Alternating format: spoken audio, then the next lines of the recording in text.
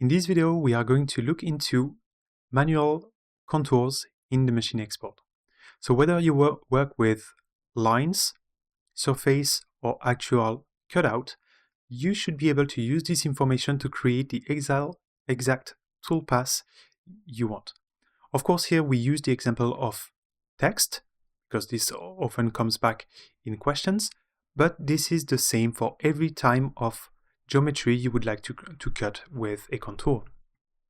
So here we have three different approaches, one using only lines, one using only surface, and one element here that was actually cut out using a actual annotation volume that actually was used also here to create that surface.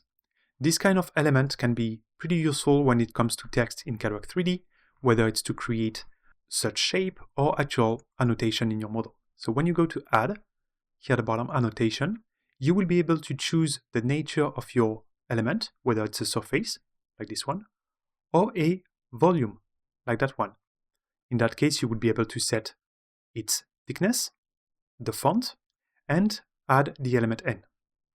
This is what we used for this one, where we then use that volume to cut out the panel using the option cut active equals hard. Let's go into the machine interface. So export machine. I'm going to use here the example of the BTL export, but this works for every machine that you can actually send contour to and individual control. So here, when you get in, you will only see the actual cutout. So we don't see at the moment the other information. We will see here how we can display them. So let's focus first on the pocket. The pocket here is an actual cut. So if your calculation setting are set to recognize pocket contour, you should have the result directly when running the calculation. In this case here, the P was not actually recognized completely because of the curve that might be a bit not an actual circle, unlike the O, so it did not actually generate it. But it's not a big deal, we're just going to do that by hand. I'm just going here to remove these three slots and add the P pocket back. To do so, you will go here to Contour and find the option Pocket Contour. In order to add this pocket contour, you will need here to select two edges of the ground. Since it's a really complex geometry, it will actually be easier for you to simply select the actual ground surface. So you will simply left click on the shape you wish to create as a contour, or actually as a pocket. Right click to confirm. Cadwork is going now to ask you the tool that should be used. We are not going to go in depth here, but you can create new ones that you can set, specified the tool number and the type of contours. We are here going to use this one. Make sure that you tick the green arrow here, making sure that you select the proper tool.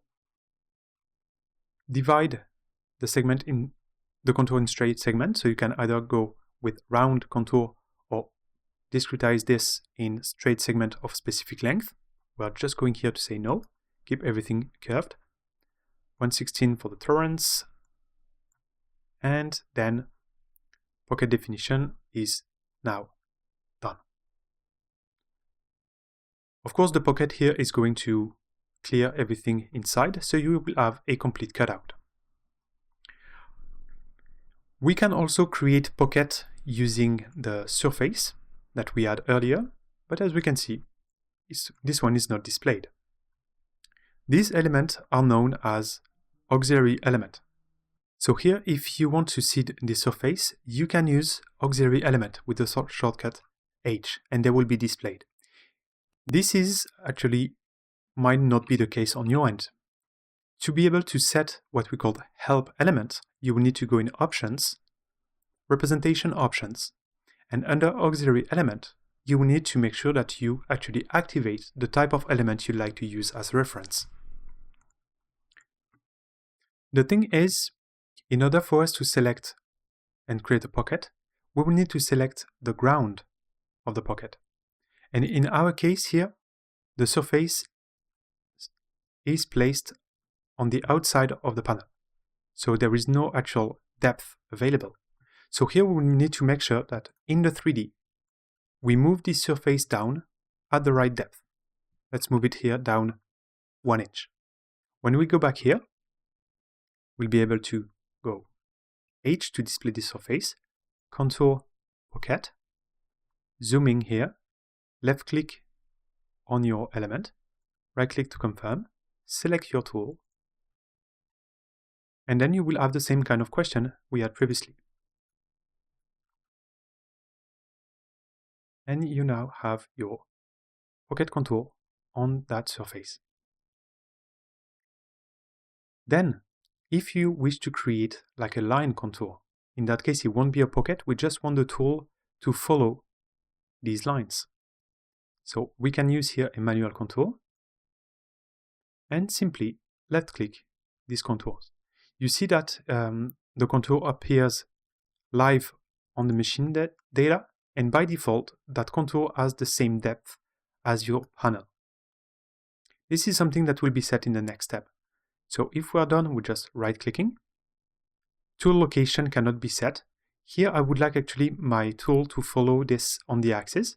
So M for axis and confirming with the right click. Then definition contour of the depth.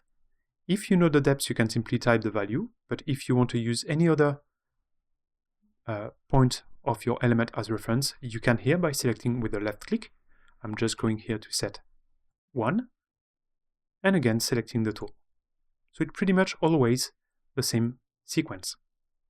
So here you see all the different ways to actually create contours or pockets in your element using different methods. There is one thing here to keep in mind when it comes to these. And it's about the production number assigned to your element. As you know, when you assign production numbers to your element in the 3D, the only thing that we consider is the geometry. So here, if I were to copy this element there, they have the same production number, but the auxiliary element here is only here. So if these one should not have this written on them, I will need to make sure to set a different production number. If I come here, the thing is these two elements will be using the same reference. So these two elements will actually be exported to the machine with the line and surface set on the reference element for that specific production number. As you can see, we are producing 2 of them. So just one thing to keep in mind. So now you know how to create manual contours and pocket on your machine, whether it's to process a panel or a beam, it's going to work exactly the same way. And the way you deal with it in Cadwork will be the same no matter the machine you use, providing of course that it allows you to create this kind of process in the first place. So I hope this will be useful in your project. And as always, thank you for watching and see you in the next one.